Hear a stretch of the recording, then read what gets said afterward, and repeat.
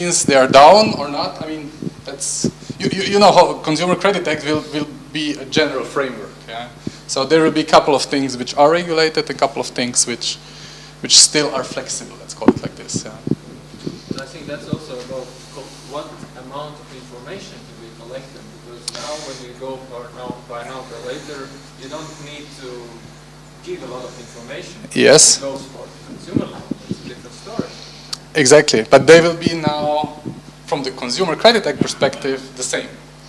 So you would need also to calculate or do a creditworthiness assessment of the client. And if this creditworthiness assessment is negative, then you need to reject the loan. These are very specific things which seem to be at some point in time in the directive.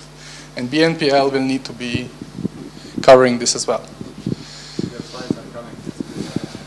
That's good. Yeah, but very interesting, because this is what I think also, that the gap, at least on this side, will close a little bit between banks and, let me call them alternative providers. Yeah. It's a clicker. Thank you.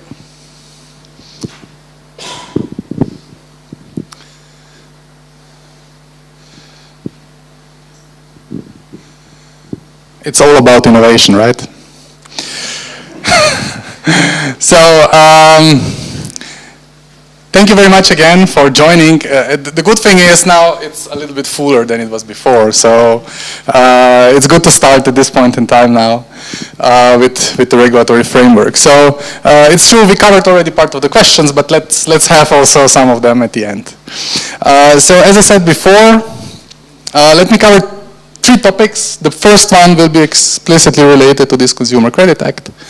And then 2 topics which are more related to banks, but there are some, let's say, work to do by the banks, which will widen a little bit again the gap between alternative providers and banks, but still they are important to the banks as such.